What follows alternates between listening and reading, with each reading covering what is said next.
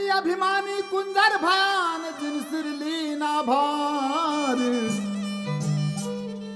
उनको जमड़ा कूटेगा जैसे लोहा घड़त लोहार। ਸੰਤ ਧੰਨਾ ਦੀਆਂ ਯਾਦਾਂ ਨਾਲ ਸਾਂਝ ਪਾਉਣ ਲਈ ਅਸੀਂ ਇੰਡੀਆ ਵਿੱਚ ਰਾਜਸਥਾਨ ਸੂਬੇ ਦੇ ਸ਼ਹਿਰ ਧੁਨਵਾ ਕਲਾਂ ਗਏ।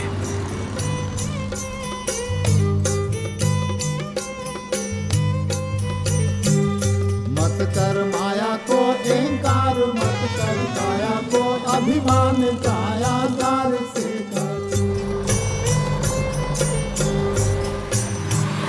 कायागार से काचीरे जैसा ओसिरा मोती, झोंका पवन का लग जाए, झपका पवन का लग जाए, काया धूल हो जाती।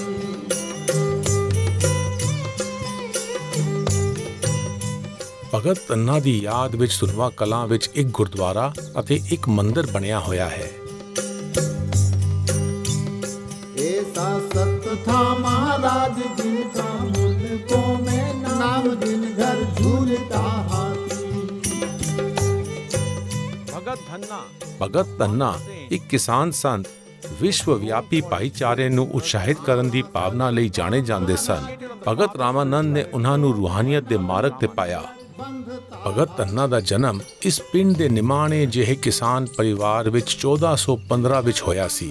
ਉਹਨਾਂ ਦੇ ਪਿਤਾ ਦਾ ਨਾਂ ਰਾਮੇਸ਼ਵਰ ਜਾਟ ਅਤੇ ਮਾਤਾ ਦਾ ਨਾਂ ਗੰਗਾ ਬਾਈ ਸੀ।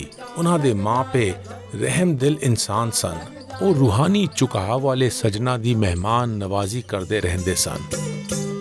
ਘਰ ਦੇ ਮਾਹੌਲ ਨੇ ਭਗਤ ਧੰਨਾ ਦੇ ਦਿਲ ਵਿੱਚ ਭਗਤੀ ਦੀ ਗਹਿਰਾਈ ਦੀ ਥਾਂ ਪਾਉਣ ਦੀ ਚਿਣਕ ਪੈਦਾ ਕੀਤੀ।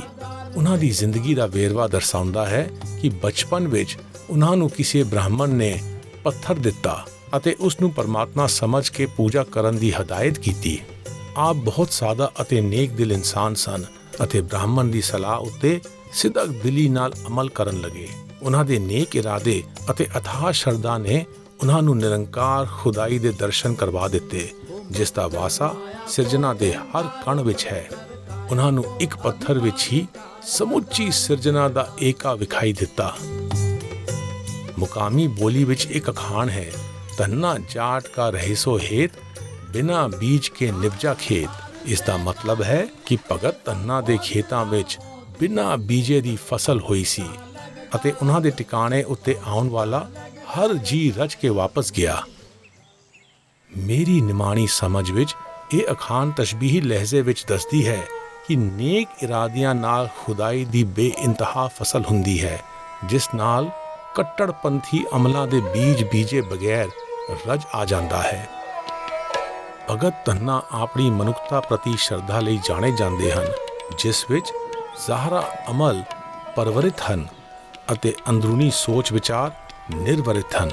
ਭਗਤ ਧੰਨਾ ਛੋਟੀ ਉਮਰ ਵਿੱਚ ਵਾਰਾਣਸੀ ਚਲੇ ਗਏ ਅਤੇ ਭਗਤ ਰਾਮਾਨੰਦ ਦੇ ਸ਼ਾगिर्द बन गए। धन्ना जी की जीवनी से हमें यही संदेश मिलता है कि धर्म कोई अलग अलग नहीं है।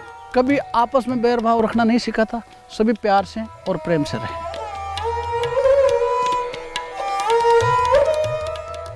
ਗੁਰੂ ਨਾਨਕ ਅਤੇ ਭਗਤ ਧੰਨਾ ਦੀ ਮੁਲਾਕਾਤ ਦੀ ਕੋਈ ਗਵਾਹੀ ਨਹੀਂ ਮਿਲਦੀ। ਦੋਵਾਂ ਨੇ ਸ਼ਬਦਾਂ ਵਿੱਚ ਸੋਚਾਂ ਅਤੇ ਅਮਲਾਂ ਦੀ ਪਾਕੀਜ਼ਗੀ ਉੱਤੇ ਜ਼ੋਰ ਦਿੱਤਾ ਜੋ ਗੁਰੂ ਗ੍ਰੰਥ ਸਾਹਿਬ ਵਿੱਚ ਸ਼ਾਮਿਲ ਹਨ।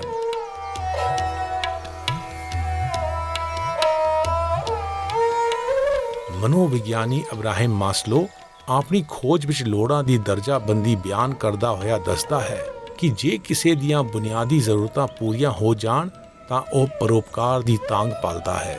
ਭਗਤ ਧੰਨਾ ਉਹਨਾਂ ਨਿਰਾਲੇ ਸੰਤਾਂ ਵਿੱਚੋਂ ਹਨ ਜੋ ਆਪਣੀ ਹਲੀਮੀ ਵਿੱਚ ਦੇਵਨਹਾਰ ਨੂੰ ਆਪਣੀਆਂ ਬੁਨਿਆਦੀ ਜ਼ਰੂਰਤਾਂ ਦਾ ਖਿਆਲ ਰੱਖਣ ਦੀ ਅਰਜ਼ ਕਰਦੇ ਹਨ ਤਾਂ ਜੋ ਉਹ ਚੈਨ ਨਾਲ ਦੂਜਿਆਂ ਦੀ ਸੇਵਾ ਵਿੱਚ ਲੀਨ ਹੋ ਜਾਣ।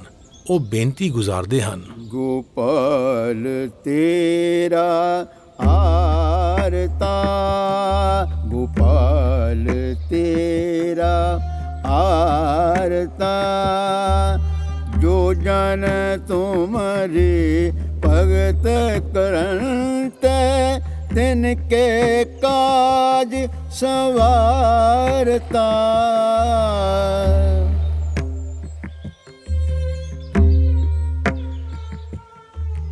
गोपैस मंगोला वेरी इकता जन तोरी चंगेरी कर की गीहन चंगे जन तन्ना लेवे मंगे।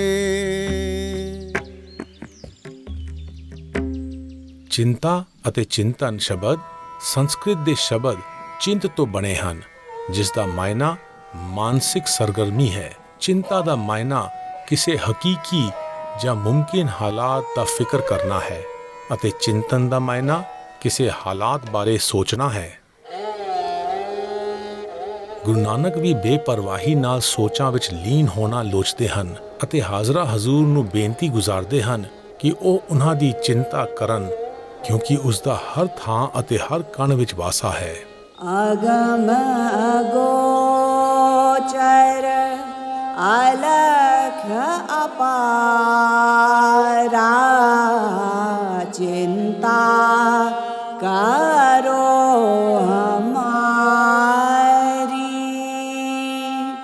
ਜਲ ਥਲ ਮਈਅਲ पर पुरलीणा कट कट जोत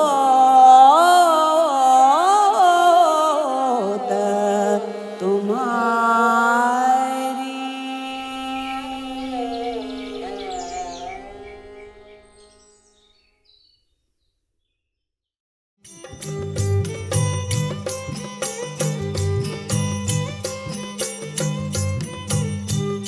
हाँ हाँ लाल में का लाल तेरा कौन क्या हवाल, जिनको जम ले जाती रे जैसा ओसरा मोती झोंका पवन का लग जाएगा झपका, पवन का लग जाएगा काया दूर हो जाती। मत कर माया को अहंकार, मत कर काया को घमंड, काया गार से काटी।